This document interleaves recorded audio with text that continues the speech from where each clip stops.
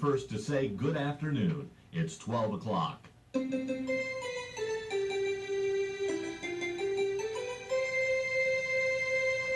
You're listening to 98.3 FM, WRLR LP, Round Lake Heights, Illinois.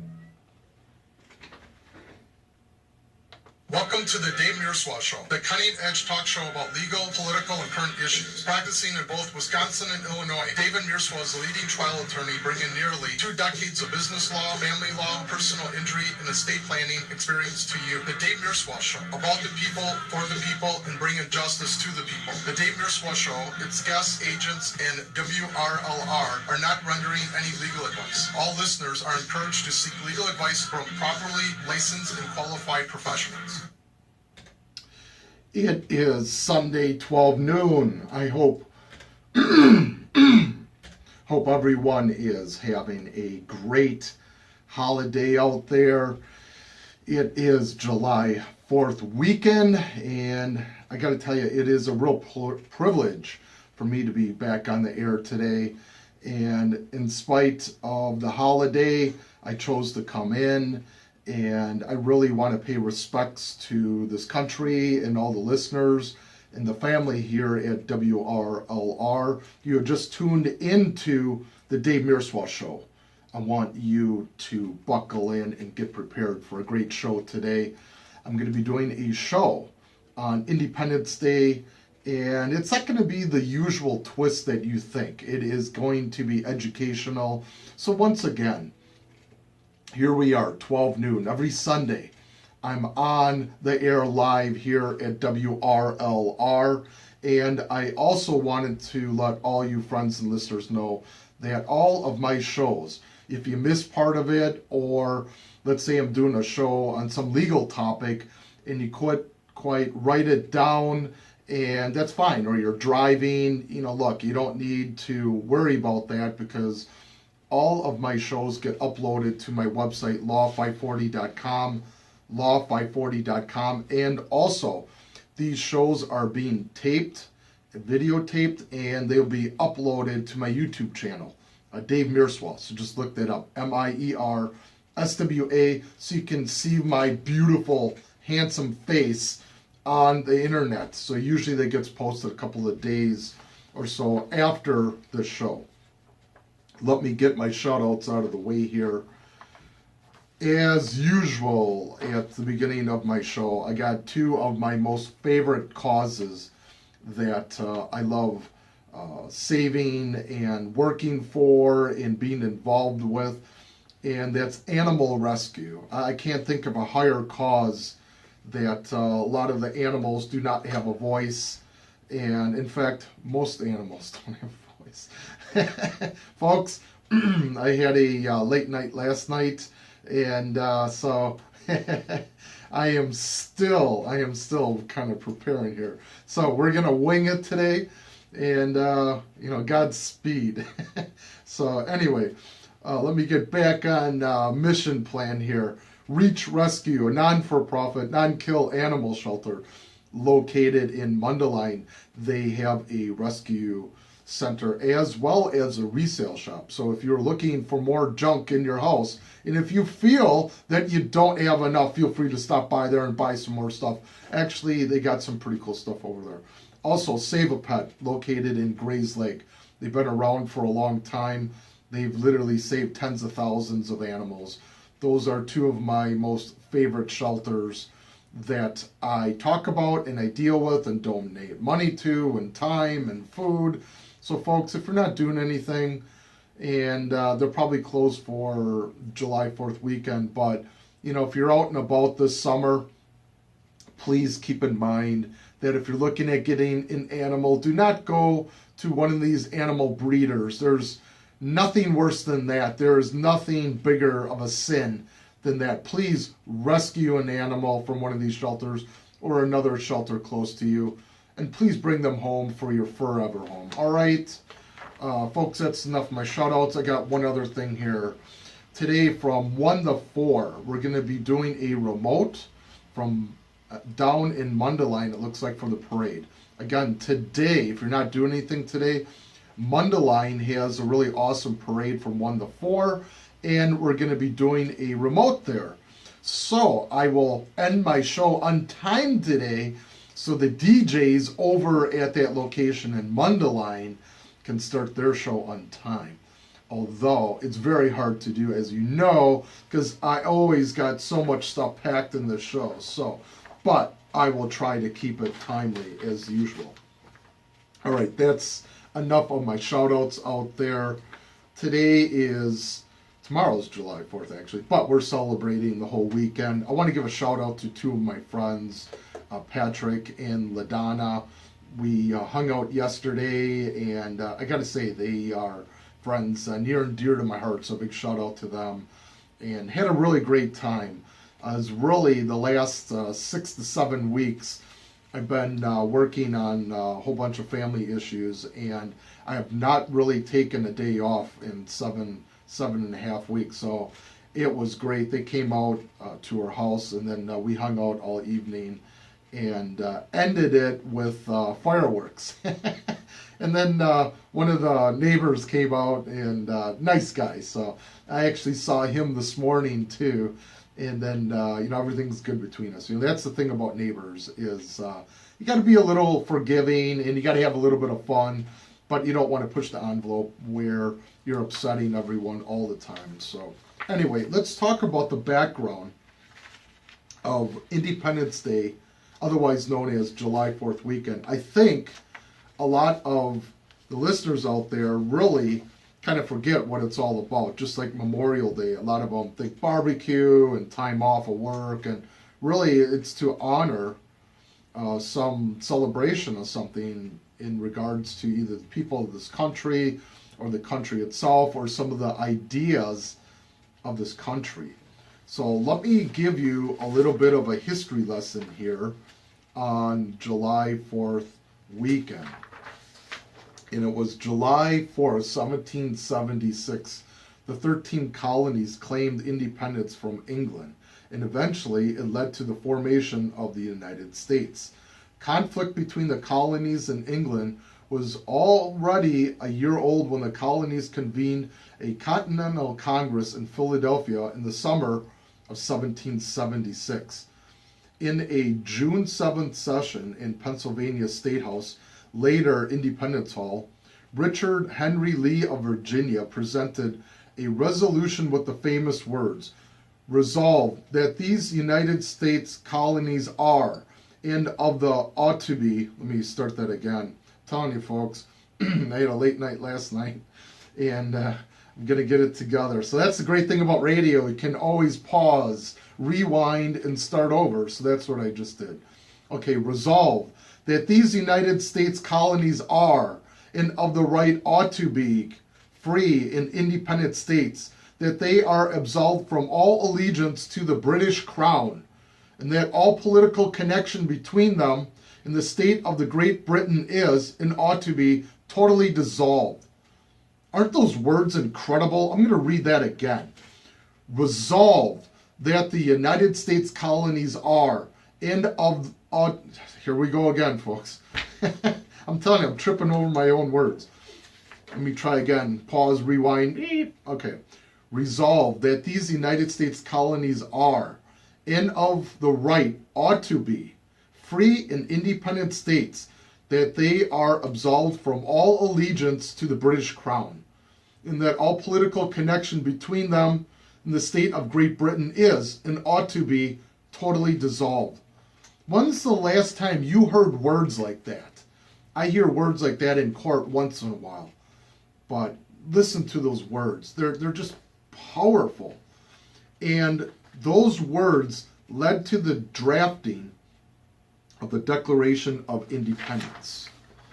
And it was on June 11th that consideration of resolution was postponed by vote of 7 of the colonies to 5, which New York abstained. However, the Committee of 5 was appointed to draft a statement presenting to the world of the colonies case for independence. The members of the committee included John Adams, Roger Sherman of Connecticut, Benjamin Franklin of Pennsylvania, Robert R. Livingston of New York, Thomas Jefferson of Virginia.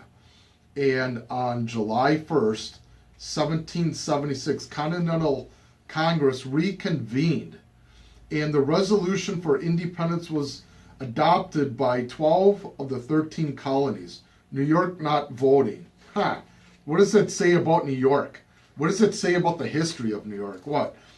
They want to remain neutral in case that there was going to be a revolutionary war so they could play the fence? Isn't that amazing? Just an observation on my part. Anyway, South Carolina voted no. Delaware was undecided. It goes on and on. But the original copy of the Declaration is in the National Archives in Washington. So July 4th was designated as national holiday to commemorate the United States and our free and independence from our friend and colleague and nation of Great Britain. And what did we just hear last week?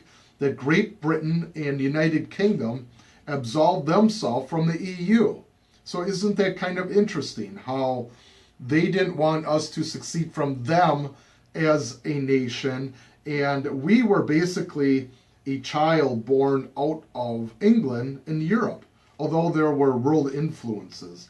And isn't that amazing where Great Britain joins the EU, which is much like the United States in a lot of fashion and form, and the people of United Kingdom and Great Britain had a resolution and voted to dissolve themselves of the EU.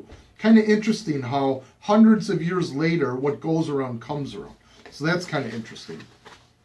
What else do I got here for some notes? Let me take a look here. It's a good thing. I put this in 22 font. I'm having a hard time focusing my eyesight. So at the age of 49, my eyesight seems to fade in and out. Maybe it was from last night. Who knows? Maybe it was from the fireworks. All that smoke in my eyes. I don't know. But anyway, I did have a great time last night. No regrets, folks. No regrets. Okay, Independence Day, July 4th. They're just talking about it's a federal holiday, blah, blah, blah. What else do we got here? Oh, give me a chance to read here. I got one speed today, and it's not fast. I'll tell you that much.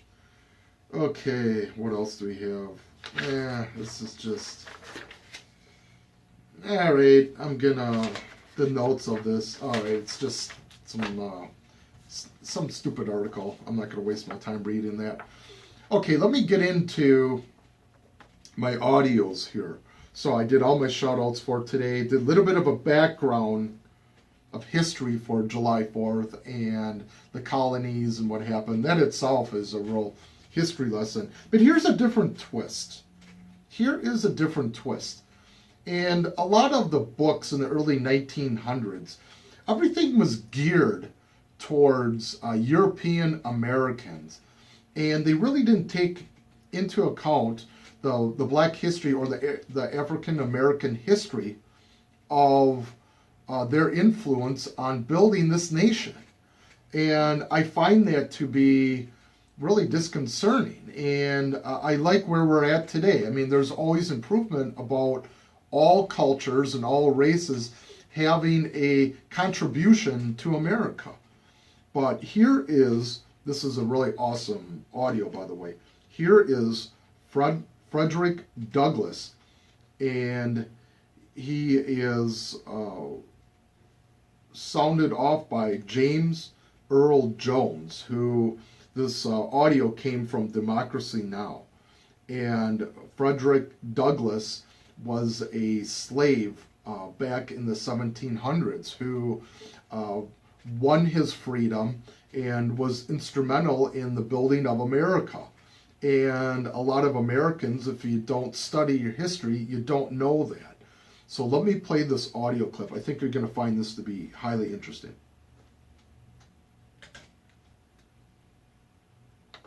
This is Democracy Now!, democracynow.org, the War and Peace Report. I'm Amy Goodman. In this holiday special, we begin with the words of Frederick Douglass. Born into slavery around 1818, Douglass became a key leader of the abolitionist movement. On July 5, 1852, in Rochester, New York, he gave one of his most famous speeches, The Meaning of July 4th for the Negro. He was addressing the Rochester Ladies Anti-Slavery Society. This is James Earl Jones reading the historic address during a performance of Howard Zinn's Voices of a People's History of the United States. He was introduced by Howard Zinn. Frederick Douglass, once a slave, became a brilliant and powerful leader of the anti-slavery movement. In 1852, he was asked to speak in celebration of the 4th of July. Fellow citizens, pardon me, and allow me to ask, why am I called upon to speak here today? What have I, or those I represent, to do with your national independence? Are the great principles of political freedom and of natural justice embodied in that Declaration of Independence extended to us?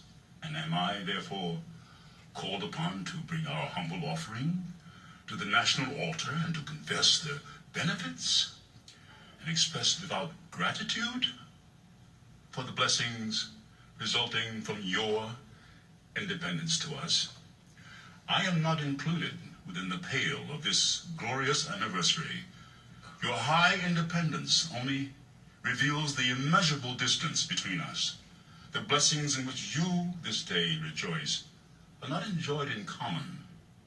The rich inheritance of justice, liberty, prosperity, and independence bequeathed by your fathers is shared by you, not by me. The sunlight that brought life and healing to you has brought stripes and death to me. This 4th of July is yours, not mine. You may rejoice, I must mourn. To drag a man in fetters into the grand illuminated temple of liberty and call upon him to join you in joyous anthems were inhuman mockery and sacrilegious irony. Do you mean, citizens, to mock me by asking me to speak today? What, to the American slave, is your 4th of July? I answer, a day that reveals to him more than all other days of the year the gross injustice and cruelty to which he is a constant victim. To him, your celebration is a sham. Your boasted liberty, an unholy license. Your national greatness, swelling vanity. Your sounds of rejoicing are empty and heartless. Your denunciation of tyrants, brass-fronted impudence. Your shouts of liberty and equality, hollow mockery. Your prayers and hymns, your sermons and thanksgivings, with all your religious parade and solemnity, are to him mere bombast, fraud, deception, impiety, and hypocrisy, a thin veil to cover up crimes that would disgrace a nation of savages. There's not a nation of the earth guilty of practices more shocking and bloody than are the people of these United States at this very hour. At a time like this, scorching irony, not convincing argument, is needed. Oh, had I the ability and could reach the nation's ear, I would today pour forth a fiery stream of biting ridicule, blasting reproach, withering sarcasm, and stern rebuke. For it is not light that is needed, but fire. It is not the gentle shower, but thunder. We need the storm, the whirlwind, the earthquake. The feeling of the nation must be quickened. The conscience of the nation must be aroused. The propriety of the nation must be startled. The hypocrisy of the nation must be exposed, and the crimes against God and man must be proclaimed and denounced.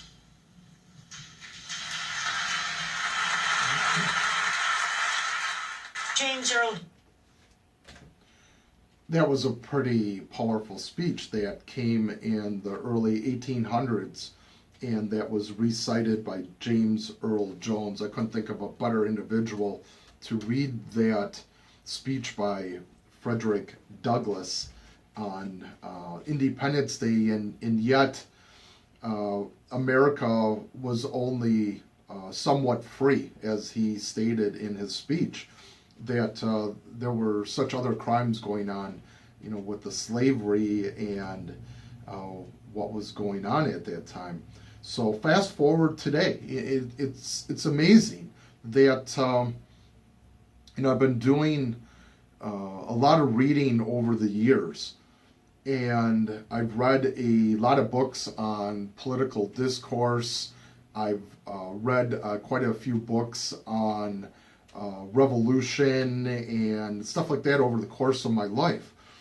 And it's kind of interesting that up until the United States was born, there always seemed to be some kind of war or revolution that was armed. And you would have a population that would get so fed up with it that the only course that they saw was an armed revolution. And on at the same time was France. The people of France have had enough of the aristocracy. People were starving, people were dying, and yet the aristocracy, the political elite at that time were living lavishly beyond any means that you could even imagine today. And they had enough. They imprisoned them, and basically the trials, I wouldn't really call it a trial, it was more of a kangaroo court. I mean, they're sentencing them to death. And that's up until the United States. And also in Great Britain, when you had the Magna Carta, that gave the lords a little more power, a little more political power. The United States was really the first country that had a democracy that you could change things here in America. And through voting, and we established the Constitution with your civil liberties, and one of the, I would say the most important one is your voice, the First Amendment. And it's just amazing that the United States, a lot of other countries, they go through all these revolutions and it's armed conflict. And here in the United States, we have over 200, 300 years of the United States. Sometimes it's not pretty. It definitely is not pretty, the American politics and the Civil War. But America does change for the better. And I believe that we are the only blessed nation here that changes the way we do for the better. And who's to say that, we sometimes we get it wrong, but we try to correct things. And that's with all cultures here in the United States. And here's a speech from Obama in 2014. And this is how far we've come. We have an African American president, and which is a historical matter in itself. I disagree with all of his politics, and that's the beauty of America. I'm not going to talk about his politics today, but in here we have the first African American president, and for the last 8 years, as opposed to Frederick Douglass's speech, which is just amazing. And there's still always more room to improve things. You can always make it to the 9-yard line, and you can always push it in for further yards. But here in America, we really do strive, and I believe that the American people are good at heart, and I believe that this country is still the best country in the world. There's a lot of stuff that is not right about America right now, but I believe we're still the best nation on the earth. All right, let me shut up here and let me play Obama's speech from 2014.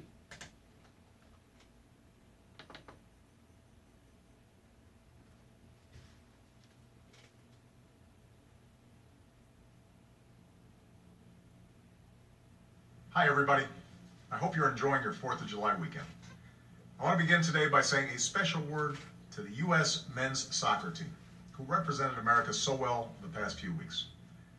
We are so proud of you. You've got a lot of new believers, and I know there's actually a petition on the White House website to make Tim Howard the next Secretary of Defense. Chuck Hagel's got that spot right now, but if there is a vacancy, I promise to think about it. It was 238 years ago that our founders came together in Philadelphia to launch our American experiment. There were farmers and businessmen, doctors and lawyers, ministers, and a kite-flying scientist. Those early patriots may have come from different backgrounds and different walks of life, but they were united by a belief in a simple truth, that we are all created equal, that we are all endowed by our Creator with certain inalienable rights, that among these rights are life, liberty, and the pursuit of happiness. Over the years, that belief has sustained us through war and depression, peace and prosperity. It's helped us build the strongest democracy, the greatest middle class, and the most powerful military the world has ever known. And today, there isn't a nation on earth that wouldn't gladly trade places with the United States of America. But our success is only possible because we've never treated those self-evident truths as self-executing. Generations of Americans have marched, organized, petitioned, fought, and even died to extend those rights to others, to widen the circle of opportunity for others, and to perfect this union we love so much. That's why I want to say a special thanks to the men and women of our armed forces and the families who serve with them, especially those service members who spent this most American of holidays serving your country far from home. You keep us safe, and you keep the United States of America a shining beacon of hope for the world. And for that, you and your families deserve not only the appreciation of a grateful nation, but our enduring commitment to serve you as well as you served us. God bless you all, and have a great weekend. That was a great speech by President Obama, and I think it was 2014. I don't know, whenever the soccer came and they won. It could have been 2012, 2013, but I couldn't find an audio for 2015 or 2016 from the president. I'm sure it's out there, but I couldn't find it. So, but isn't that amazing? He talked about self-executing, and he talked about perfecting of the union. And isn't that amazing that the freedoms that we're given, they're self-endowed, and they're given to us by whatever creator that you think of. And he said that they're not self-executing. In other words, you got to get out and you got to stand up on your own 2 feet, and you have to ensure that your generation and the next generation continues to have these freedoms.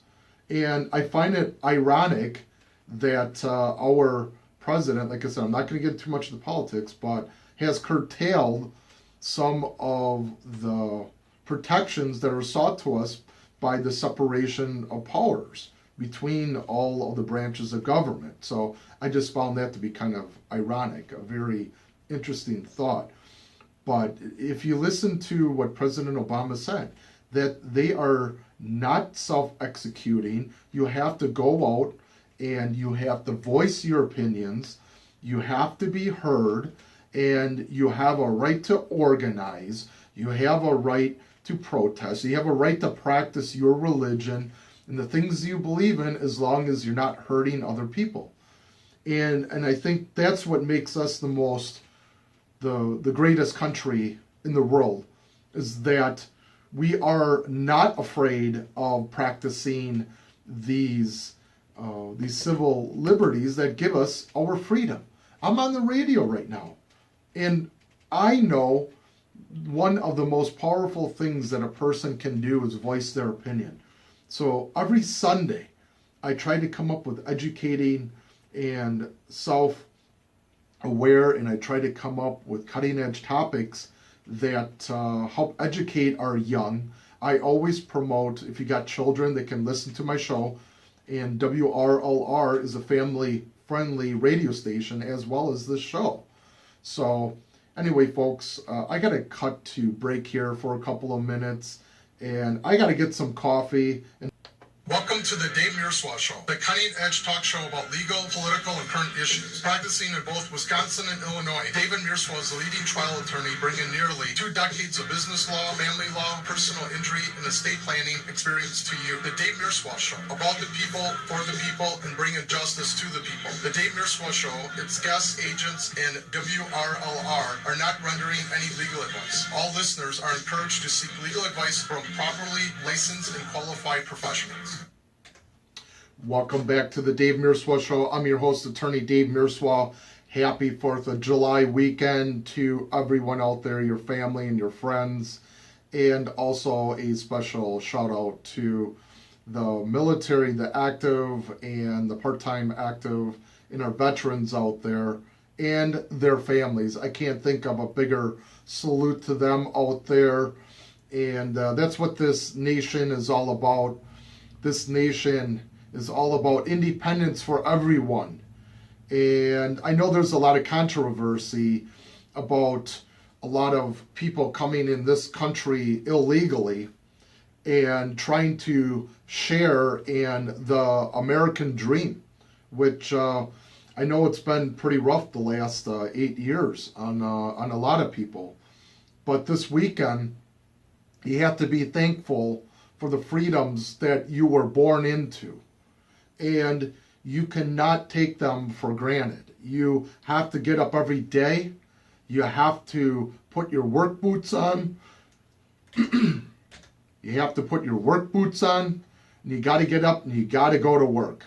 And that's what this country was so great on, is you have an opportunity to do literally whatever you want. You can get up any day. And if you work hard enough, I still believe this, if you work hard enough, no matter what area you want to go into, whether it's restaurant business, becoming a doctor, becoming an attorney, whatever that is, you can do it. There is no question in my mind. And that's what makes the 4th of July so excellent. And that's why we broke away from the Crown of England. Because we wanted to be a nation of individuals. We wanted to be a nation of individual identity. And there's nothing wrong with that. I hear all of this anti-American out there and how you're not supposed to be proud of being an American. And let me tell you right now, I am so proud to be an American. I feel so appreciative of being an American. So I'm going to say happy 4th of July, and I hope all of you are proud to be Americans out there. And let me get into my next audio here. There's a guy actually named Samuel Adams. I kid you not. This was an audio on the internet, and this comes to you by Tomo News. And this guy, I believe he is down in Texas. Don't quote me for sure. It's always out of Texas. But this guy named Samuel Adams was flying his flag out on the balcony. And of course, someone had a problem with it, or the condo association had a problem with it. And so they sent him a letter and trying to have him remove this flag. So let me play this next audio clip. This is pretty funny.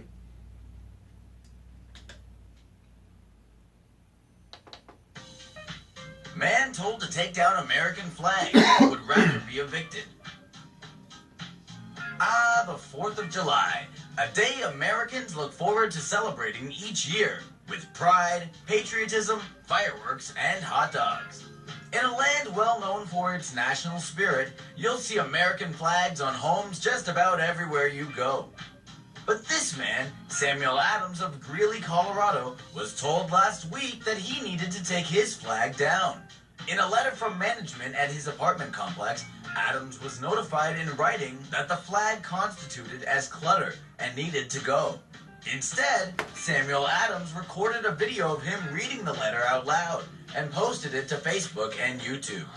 Dear Samuel, please be advised that it has come to management's attention that you have an American flag on your balcony patio area.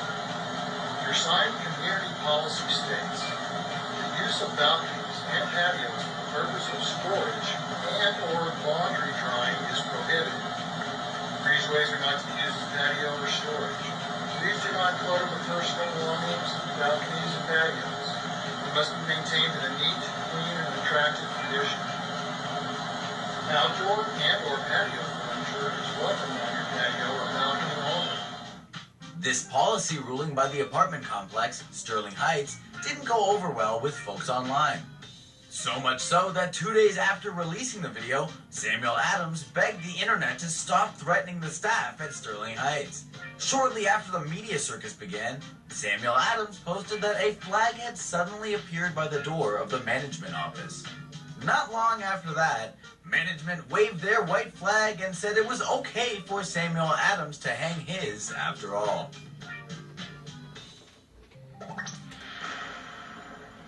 So that was Samuel Adams, and he was protecting his First Amendment right of free speech to put out the American flag. I put out 2 flags yesterday, so in recognition of this great country and the sacrifice that the history and all of the sacrifices that Americans have made. And I think it's time that we restore American proudness of our country. And just because you're proud to be an American, you shouldn't be embarrassed about that, and we shouldn't be embarrassed that we have the greatest nation on the earth. So I know I'm not, and anyone who tells me otherwise, I will have words for them. So let me get into my next audio. This is really interesting. I found this audio clip, and this is when Glenn Beck was on Fox News.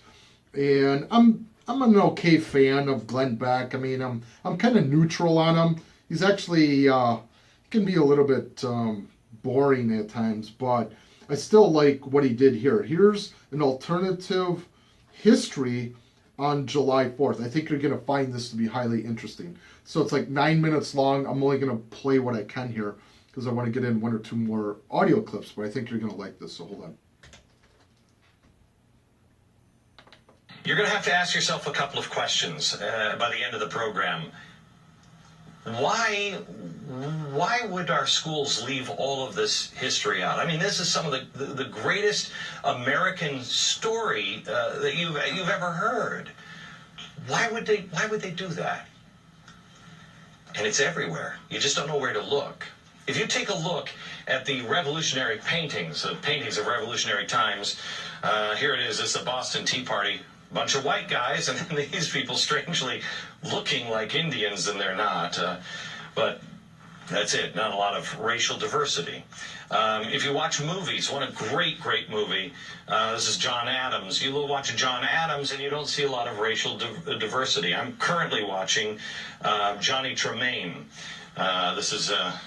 I love this movie. I remember this growing up. I was watching it with my kids just last night, and I noticed there are a couple of American Indians, but you don't see any African Americans unless they're slaves. They will show people as slaves, but that's it. Now, I want to show you a painting of the Battle of Bunker Hill. Here's the Battle of Bunker Hill. Bunch of white guys, right? Unless you know where to look. Right here. That's Peter Salem. He was actually the hero of the battle. It doesn't look like he's a hero there. He looks like he's cowering behind the white guy with a sword. He was the hero of the battle. And he saved scores of American lives that day. Why don't we know this? Look here. African American. Helping row the boat across. You know what his name was? Prince Whipple. He fought alongside Washington during the Revolution.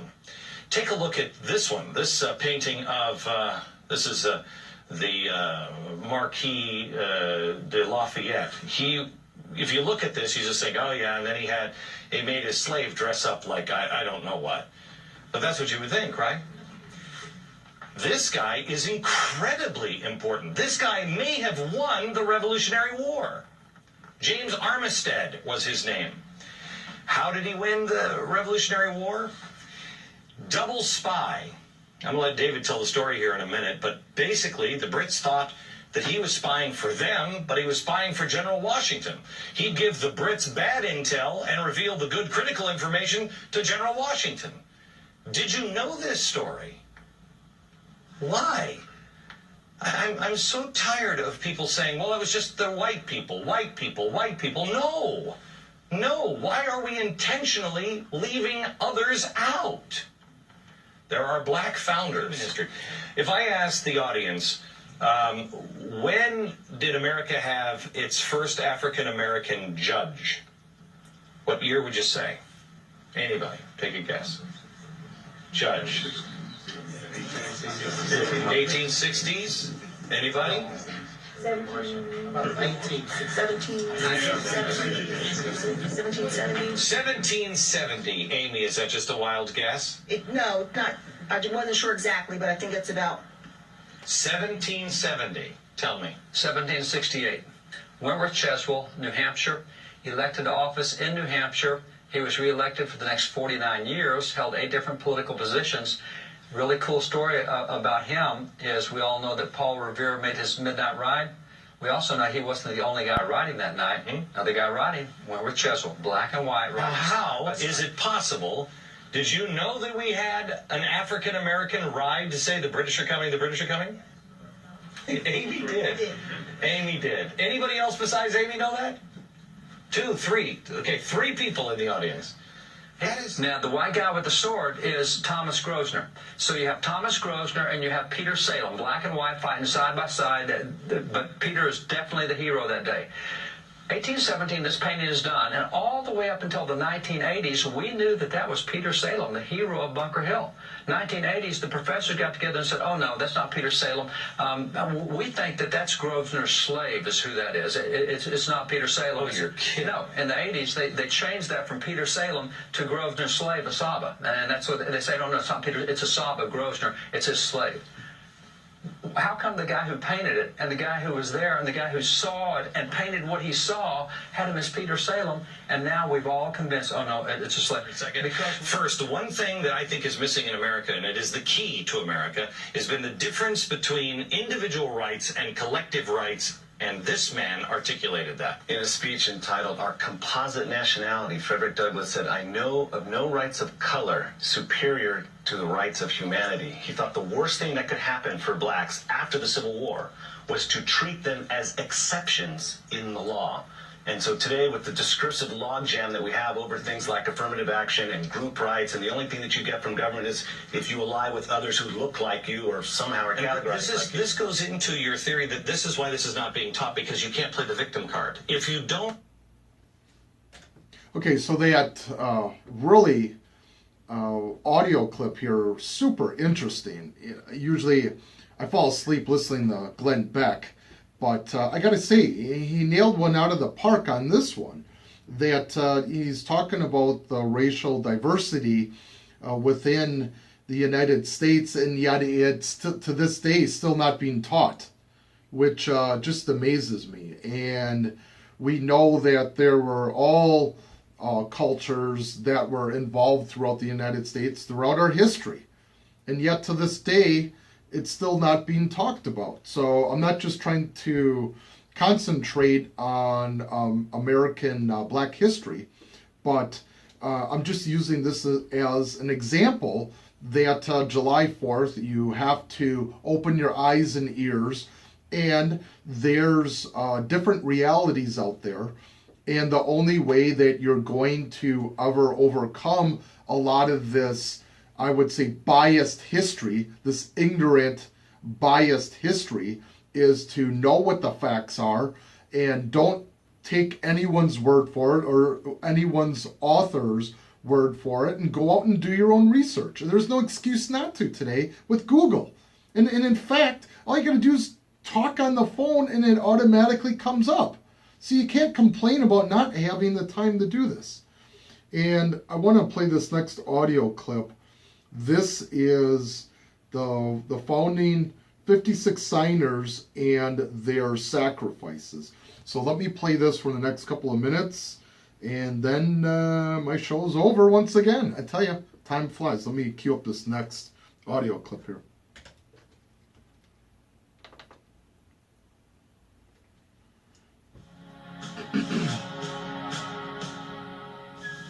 "56 men signed the Declaration of Independence.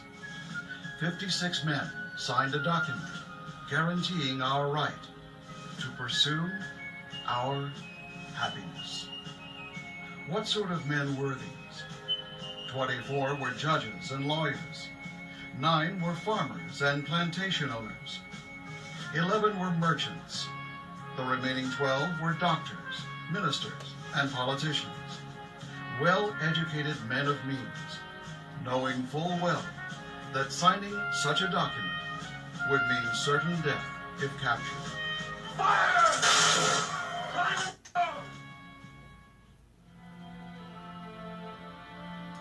These 56 men sacrificed everything to ensure our freedom. 5 were tortured and subsequently died. 12 had their homes ransacked and burned. 9 died fighting the Revolutionary War. Signer and New York delegate Francis Lewis was born in Wales, the only child of a clergyman and orphaned at an early age. His signature proved costly indeed. Francis Lewis saw his home plundered and properties destroyed. The enemy incarcerated his wife, and she died months later. Signer Carter Braxton, born in Virginia, invested much of his wealth as a successful planter and trader into the revolutionary cause. The British destroyed his private fleet, as well as a number of his plantations. After selling his home and remaining possessions to pay his debts, Carter Braxton died in rags.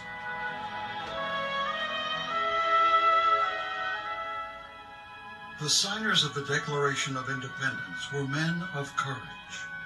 Men such as signer Thomas McKean, born in Pennsylvania in 1734.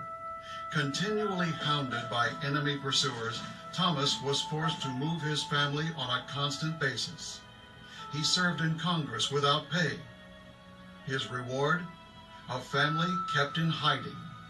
His possessions taken away. A life in abject poverty. Signer John Hart was a highly successful New Jersey farmer. He served as a justice of the peace and a member of the New Jersey Assembly. Later, became a delegate to the Continental Congress. After being driven from his dying wife's bedside, his 13 children having fled for their lives, John Hart lived in the woods and forest caves for over a year. He returned home only to find his wife dead and his children banished. Weeks later, John Hart died from exhaustion and a broken spirit. Signers Philip Livingston and Lewis Morris experienced similar fates. And then there's the remarkable story of signer Thomas Nelson Jr. Thomas Nelson Jr. lived his life before the war as a Virginia planter, soldier, and statesman. His home was abruptly taken by British General Cornwallis for use as headquarters during the Battle of Yorktown. Governor Nelson became incensed as American guns would not engage. "Why do you spare my home?" he decried. Their response, "Sir, out of respect for you." Frustrated, Nelson demanded, "Give me the cannon," then proceeded to destroy the palatial residence himself. Yet this was not the end of his heroic sacrifice. Nelson raised $2 million, pledging his own estates to support the revolutionary cause. His property was forfeited when a peacetime Congress refused to honor that pledge. Thomas Nelson Jr. died a few years later, bankrupt at age 50. Thomas Nelson Jr. wasn't alone, as soldiers and vandals ransacked and pilfered the homes of signers Clymer, Ellery, Gwinnett, Hull, Hayward, Middleton, Rutledge, and Walton. So I don't mean to cut that audio short. I only got a couple minutes here before my show is over. I want to do a final word here. That I hope you enjoyed today's show. That a couple of principles I want to leave you with here is don't always believe what you read. You got to do your own homework. You can't be afraid to have your own voice. I know throughout my life I've always gone against the grain. And I've always had a different opinion from a lot of people my entire life, and there's nothing wrong with that. There are a lot of people out there that have the same thing. I want to leave you with these final thoughts today, with you and your children out there, with July 4th, and what celebration's all about. So I want to leave you with these final words here today. And so my whole show was about opening up your eyes, having the courage to fight for civil liberty, justice, and freedom. Let me say that again.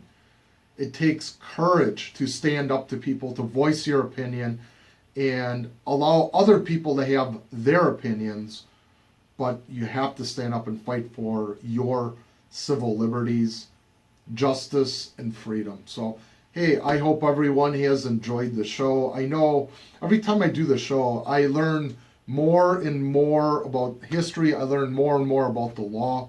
I learn more about myself. I keep learning myself. So I hope you found some of these facts to be interesting today. I hope it's helped you to open up your eyes a little bit.